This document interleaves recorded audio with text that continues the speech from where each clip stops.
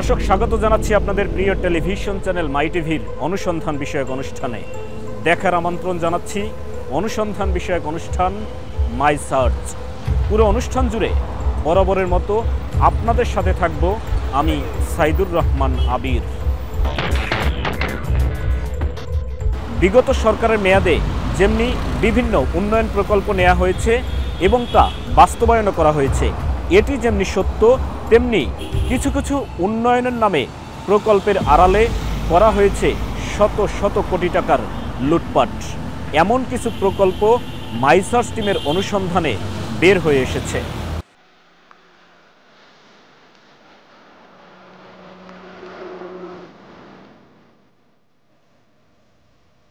কাজটা সঠিকভাবে না করলে তো আর নদী কেমন করে হবে?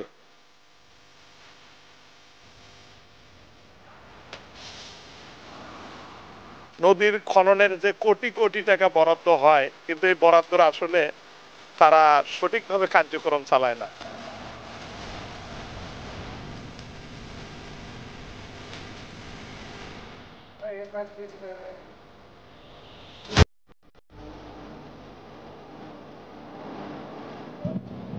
দর্শক, নদী খনন সহজ নামে চিনবেন নদী ড্রেজিং, আর এই ড্রেজিংয়ের নামে নেওয়া হয়েছে বিআইডব্লিউটিএ থেকে বিভিন্ন সময়ে বিভিন্ন ধরনের প্রকল্প। এসব প্রকল্পের মধ্যে বেশ কিছু ছিল মন গড়া এবং কোনো ধরনের কোনো পরিকল্পনা ছাড়াই। সেই প্রকল্পগুলো আপনাদের সামনে তুলে ধরব এই প্রকল্পের আড়ালে কিভাবে লুটপাট হয়ে গেল শত শত কোটি টাকা।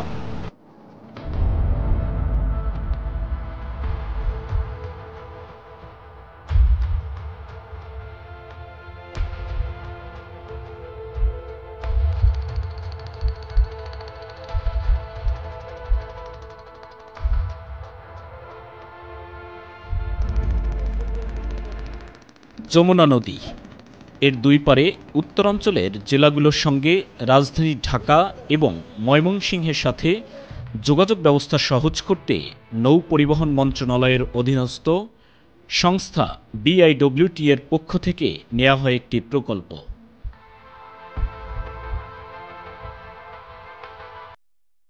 গাইবান্ধার বালাসী ঘাট থেকে জামালপুরের বাহাদুরাবাদ ঘাট তৈরি করা হয়েছে ২৬ কিলোমিটার নৌ রুট এবং দুই প্রান্তের টার্মিনাল। নির্মাণ কাজ শেষ করা হয়েছে ২০২১ সালের জুন মাসে। নৌ রুট এবং টার্মিনাল নির্মাণ প্রকল্পে ব্যয় করা হয়েছে প্রায় ১৭৫ কোটি টাকা। এই প্রকল্পের উদ্দেশ্য ছিল ভোগান্তিতে থাকা যাত্রীদের যাতায়াত সুগম করতে ফেরি চলাচল করানো। প্রকল্প নেওয়া হয়েছে, বাস্তবায়ন করা হয়েছে, কিন্তু কোনো কাজে আসেনি। কোনো পরিকল্পনা ছাড়াই মন গড়া এই প্রকল্পে খরচ হয়ে গেল সরকারের প্রায় ২০০ কোটি টাকা। এই প্রকল্প জনস্বার্থে কাজে না আসার অন্যতম কারণ হচ্ছে নদীর নাব্যতা সংকট। আর এই নাব্যতা সংকট কাটাতে ড্রেজিংয়ের জন্য কোটি কোটি টাকা বরাদ্দ করা হলেও তার কোনো সুবিধা পায়নি ভুক্তভোগীরা, যে কারণে প্রকল্পটি এখন পড়ে আছে ব্যবহার ছাড়াই। ভোগান্তি রয়েই গেল ভুক্তভোগীদের। উত্তর জনপদের একটাই দাবি, সেটা হচ্ছে এই দিক দিয়ে যাতে সহজেই ঢাকা যেতে পারে। এই জায়গায় অনেকবার নদী খনন করলো, আবার ধাস স্রোতে আসি, আবার যেরকম নদী ওই রকম হয়ে যায়, শুকিয়ে যায়। আবার শুকনো মৌসুমে এরকম পানি থাকে না। লস তো নৌকায় চলে না, আরো লস কেমনে চলবে? যেখানে আপনি ড্রেজিংটা করলেন ওখানে জায়গাটা পুরো ঢেকে যায়। এতে বোঝা যায় কি যে যারা ড্রেজিং করে এদেরও সমস্যা। অর্থাৎ ডাইরেক্টলি যদি ড্রেজিং ট্যানেল করতে পারে এটাই সব থেকে ভালো হবে। তাছাড়া যে বিআইডব্লিউটিএ এসে সারা বছর এভাবে খালি করলে কোনো কাজ হবে না। ডাইরেক্টলি ট্যানেল করলে ভালো হবে, একবারে নালা। উত্তরাঞ্চলের ১৩ জেলার মধ্যে পণ্য সরবরাহ সহজ করতে এবং যমুনা সেতুতে যানবাহনের চাপ কমাতে ২০১৪ সালের দিকে এই নৌপথে ফেরি চালুর সিদ্ধান্ত নেয় নৌ পরিবহন মন্ত্রণালয়। এরই প্রেক্ষিতে সংশ্লিষ্ট মন্ত্রণালয়ের মন্ত্রীবর্গ এবং স্থানীয় জনপ্রতিনিধিরা সরেজমিন পরিদর্শন করার পর ২০১৭ সালের ২৪ অক্টোবর একনেকে পাশ হয় বালাসী বাহাদুরাবাদ ফেরিঘাট সহ আনুষঙ্গিক স্থাপনাধি নির্মাণ প্রকল্প। এতে ড্রেজিং করে দুপ্রান্তে ফেরি টার্মিনাল ও অন্যান্য অবকাঠামো নির্মাণে 124 কোটি 77 লাখ টাকা খরচ নির্ধারণ করা হলেও তা আবার বাড়িয়ে খরচ নির্ধারণ করা হয় 175 কোটি টাকা। স্থানীয় বাসিন্দা আর জনপ্রতিনিধিরা জানান, যে অংশে প্রকল্পটি করা হয়েছে যমুনা নদীর এই অংশে পরপরই আছে চর ডুবোচর। এত বড় রুট নিয়মিত ড্রেজিং করেও নদীর গতিপথ স্বাভাবিক রাখা সম্ভব নয়। তা জেনেও প্রকল্পটি এখানে স্থাপন করা হয়েছে, অথচ 10 কিলোমিটার দূরে প্রকল্পটি নির্মাণ করলে অনেকাংশেই তা ভুক্তভোগীদের উপকারে আসত, এমনটাই মনে করছেন স্থানীয়রা। পরিকল্পনা যদি সঠিকভাবে করে আমার মনে হয় ড্রেজিং সঠিকভাবে করলে সমস্যা হবে না, নাব্যতা ফিরে পাবে নদী আবারও। ড্রেজিং করলে মনে করেন যে আমরা হয়তো নৌকা যারা চালাই এটা আর যাওয়ার জন্য আমাদের জন্য আর কি সম্ভব হবে। সঠিকভাবে পরিচালিত করে যদি সঠিক মূল লক্ষ্যে পৌঁছতে পারে তো আসলে উত্তর জনপদের এটা মানে গুরুত্বপূর্ণ একটা কাজ হবে বলে আমি মনে করি। কাজ তো সঠিকভাবে না করলে তো আর নদী কেমন করে হবে। কোনো পরিকল্পনা ছাড়াই মন গড়া এই প্রকল্পের প্রতিবাদে মানববন্ধন সহ নানা ধরনের কর্মসূচি পালন করে আসছে জেলার নাগরিক মঞ্চ। প্রকল্পের এই কাজটার অর্থ অপচয় হয়ে গেল এবং এটা লুটপাট করা হলো এবং সঠিকভাবে কাজটি সম্পন্ন না হওয়ার কারণে আমরা মনে করি গাইবান্ধাবাসীর সাথে এটা একটা প্রতারণা করা হয়েছে এবং আমাদের জাতীয় অর্থনীতির অর্থ কিছু লুটপাট করা হয়েছে। এ ব্যাপারে আমরা তৎকালীন সময়েও আমরা বিচারের দাবি করছি। এখনও মনে করি যে জাতীয় যে অর্থ আমাদের যেটা নষ্ট করা হলো এটার জবাবদিহিতার জন্য তদন্ত হওয়া দরকার এবং তদন্ত সাপেক্ষে যারা দোষী ছিল, দোষী যদি কেউ প্রতীয়মান হয় তাদের বিরুদ্ধে আইনগত ব্যবস্থা গ্রহণ করা উচিত। আসলে এই খননের ব্যাপক দুর্নীতি দিয়ে খননের উপর যা চলে গেছে। আমি চেয়ারম্যান, এই কঞ্চিপাড়া ইউনিয়নের চেয়ারম্যান যখন ছিলাম তখনই আমি এটা দেখেছি। কিছু চক্র এই নদী খননের উপর ব্যাপক ব্যবসা বাণিজ্য করেছে। নদীর সামান্য বালু তুলে কিন্তু তারা বলেছে আমরা অনেক বালু উঠেছি। নদীর খননের যে কোটি কোটি টাকা বরাদ্দ হয় কিন্তু এই বরাদ্দর আসলে তারা সঠিকভাবে কার্যক্রম চালায় না। একদিকে তারা নদী খননের নামে অর্থ লুটপাট করছে, আরেকদিকে এই যে শত শত কোটি টাকা জনগণের নারী ধরে টান দেওয়া ট্যাক্সের টাকা, সেই টাকার অপচয় আমরা হতে দেখলাম। এই জায়গা থেকে আমরা পরিত্রাণ চাই। আমরা চাই যে অবিলম্বে এই যে 150 কোটি টাকা ব্যয় করে যে দুটি টার্মিনাল স্থাপন করা হয়েছে এই টার্মিনাল দুটিকে সচল করা হোক এবং নদী খননের নামে যে অনিয়ম, যে দুর্নীতি, যে লুটপাট হচ্ছে, যে টাকা জনগণের টাকা জলে ফেলা হচ্ছে, এইটার একটা বিহিত ব্যবস্থা করা দরকার। প্রকল্পটি চালু হওয়ার পরে কয়েকদিন পরেই ফেরি চলাচল বন্ধ ঘোষণা করে বিআইডব্লিউটিএ। পরে ফেরির পরিবর্তে লঞ্চ চালু করলেও তাও চালানো আর সম্ভব হলো না। ভুক্তভোগীদের ভোগান্তি রয়েই গেল, অথচ সরকারের কোষাগার থেকে খরচের নামে লুটপাট হয়ে গেল প্রায় 200 কোটি টাকা।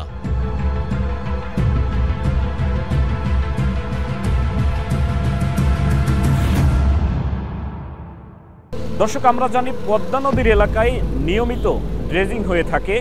তাহলে পদ্মা নদীর যেসব এলাকাগুলো রয়েছে আশপাশে, বিশেষ করে মাওয়া এবং আরিচা এলাকায়, যেসব এলাকায় নিয়মিত এর আগে আমরা দেখেছি ড্রেজিং হয়ে থাকে, সেসব এলাকায় ড্রেজিংয়ের বর্তমান পরিস্থিতি দেখতে আপনাদের নিয়ে যাব দেশের দক্ষিণাঞ্চলের একটি জেলা মাদারীপুর অঞ্চলে।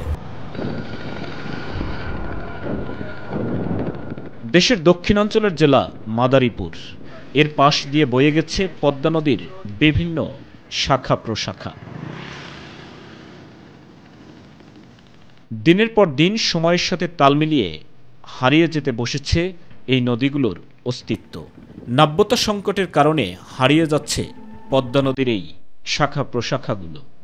এখন আর নেই স্রোত, চলছে না পণ্যবাহী জাহাজ, এমনকি যাতায়াত করার জন্য লঞ্চ কিংবা ফেরি কিছুই নেই এই এলাকায়।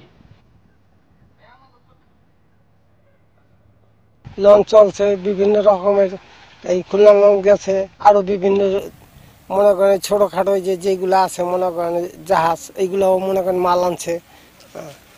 তারপরে আমরা মনে করেন এই যে ইচা মাছে বিভিন্ন রকমের কাজ করছি আর কি, বুঝছেন। এখন তো নদী সব বড় তো হয়ে গেছে গা, এখন তো নদী নেই, নদী গেছে খাল হইয়া। নিয়মিত ড্রেজিং করলে নদী ফিরে পেত তার পুরনো দৃশ্য, উপকৃত হতো নানা দিক থেকে এলাকাবাসী। তাই তো ড্রেজিং কিংবা খননের দাবি জানান তারা। এটা অনেক চর পড়ছে আর কি, যে নদী ছোট হয়ে যেতেছে, মানে খালের মতো হয়ে গেছে, কিন্তু আস্তে আস্তে নদী বিলীন হয়ে গেছে। যদি এদিক দিয়ে যদি খনন করা হতো তাহলে এই নদীটা এখনো জীবিত থাকতো। নদীর যেসব এলাকায় ড্রেজিং হয়নি সেসব এলাকার সমীক্ষা চলছে। সমীক্ষার প্রতিবেদনে ড্রেজিং কিংবা খননের প্রয়োজন আসলে এর উদ্যোগ নেওয়া হবে বলে জানান স্থানীয় পানি উন্নয়ন বোর্ড কর্মকর্তা। ইতিপূর্বে আমরা শিবচরে আরিয়াল খাঁ নদী খনন করছি।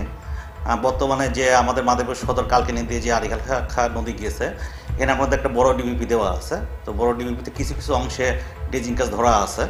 এখন এটা সমীক্ষা কাজ চলমান। সমীক্ষা কাজে যদি ওই অংশগুলোতে বলে যে ড্রেজিং করা লাগবে এবং এক্ষেত্রে মানে কোনো পরিবেশের প্রতি অ্যাডভার্স কোনো ইফেক্ট পড়বে না, সেক্ষেত্রে তখন ওই সমীক্ষা প্রতিবেদন সাবমিট করা সাপেক্ষে প্রকল্প অনুমোদন হবে। প্রকল্পে যদি ড্রেজিং কাজ ধরা থাকে আমরা ড্রেজিং কাজ করে বাস্তবায়ন করব। মেজর আমাদের তো বাংলাদেশ পানি উন্নয়ন বোর্ড আর বিএডব্লিউ থেকে ড্রেজিং করা হয়। এখন যদি হচ্ছে কোনো পাড়ে যদি ভাঙন না থাকে, মানে এমন চর পড়ে গেছে ওর পাশে তীব্র ভাঙন দেখা দিচ্ছে, সেক্ষেত্রে যদি চর অপসারণ করলে নদীর গতির পরিবর্তন হতে পারে। এটা একটা সমীক্ষার বিষয় আর কি। সেই সমীক্ষায় যদি বলে যে হ্যাঁ পরিবর্তন হবে, তখন আমরা ওই জায়গায় যাই ড্রেজিং করি। তাছাড়া এমনি আমাদের থেকে কোনো ড্রেজিং করা হয় না। সরকারিভাবে যেভাবে ড্রেজিং প্রকল্প দেয়া হয় তা সঠিকভাবে নিয়মিত করা হলে নাব্যতা সংকট থেকে রক্ষা পেত দেশের অনেক নদী, রক্ষা পেত ভুক্তভোগীরা নানা ধরনের দীর্ঘদিনের ভোগান্তি থেকে।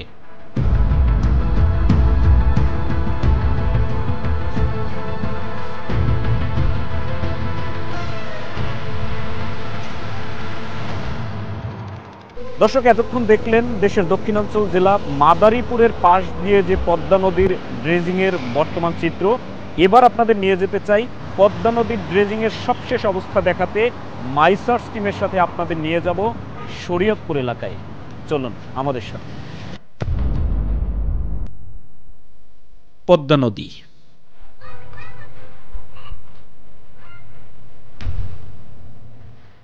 শরীয়তপুরের জাজিরা ও নড়িয়া উপজেলা।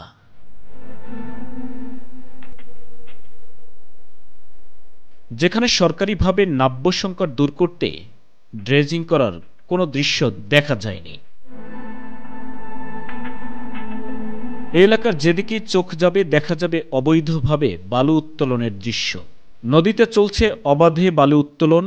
সুযোগ বুঝেই রাত হলে পদ্মা নদীর অন্তত 5টি পয়েন্টে শুরু হয় অর্ধশতাধিক কাটা ড্রেজার দিয়ে বালু উত্তোলন।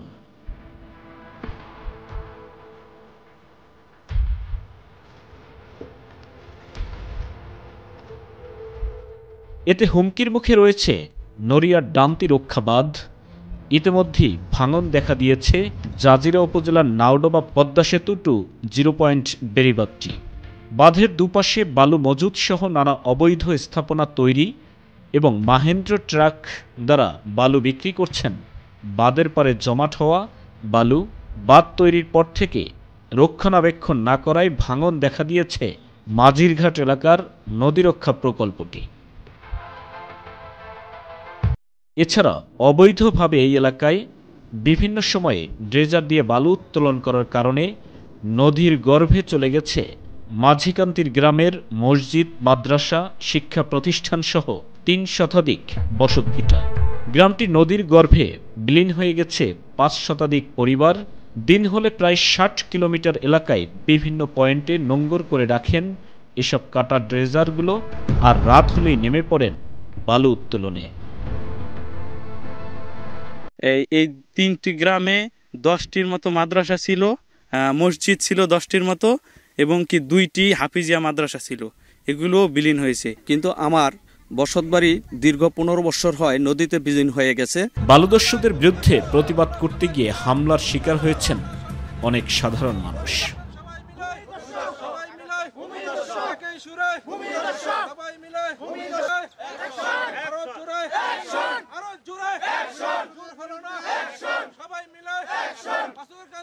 ইদানিং বালু কাটার কারণে বহুত ঝুঁকির মধ্যে আছে এই বেড়িবাঁধ।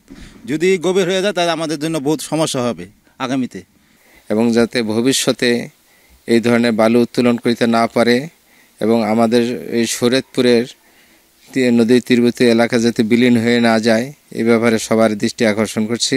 এটা হন হুমকির মুখে বালি উত্তোলনের কারণে আমরা বালু কাটা বন্ধ চাই, এবং পিস্তল টেডা সব কিছু নিয়ে এরা ওই বালু উত্তোলন করে। যারা এগুলি করে তারা তো তাকে তো বাড়িঘর ভাঙে নাই, তাকে তো এই প্রতি মায়া নাই। তাও কোনো মায়া আছে? এই যে দুই থানায়, জাজিরা থানার, নৈরাত থানার এসিলেন যদি এটার ভূমিকা নেয় তাহলে তো এটা হয় না। বালুদস্যু সিন্ডিকেট সাথে জড়িত থাকা স্থানীয় বেশ কয়েকজন প্রভাবশালী কোটি কোটি টাকা লুটে নিচ্ছেন প্রতিদিন। নৌপুলিশের দুইটি পুলিশ ফাঁড়ির, একটি নড়িয়া উপজেলার সুরেশ্বর ফাঁড়ি, অপরটি জাজিরা উপজেলার মাঝিরঘাট ফাঁড়ির। এদের চোখ ফাঁকি দিয়ে কাটা ড্রেজার দিয়ে চালানো হচ্ছে বালু উত্তোলন, আর সেই বালু চলে যায় লোকালয়ের বিভিন্ন স্থানে। এদের বিরুদ্ধে আইন অনুযায়ী ব্যবস্থা গ্রহণ করা হচ্ছে, এ বিষয়ে আরও কঠোর হবে স্থানীয় প্রশাসন, এমন মন্তব্য করেছেন উপজেলা নির্বাহী কর্মকর্তা এবং নৌপুলিশ।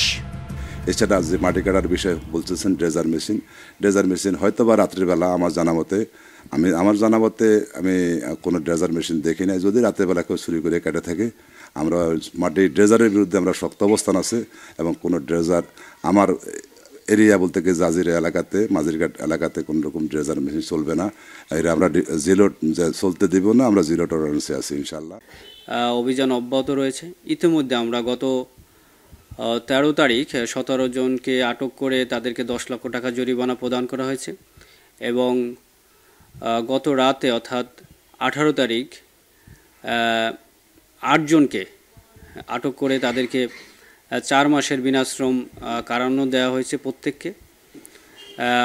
অবৈধ ড্রেজিং বিরোধী এই অভিযান আমাদের অব্যাহত থাকবে।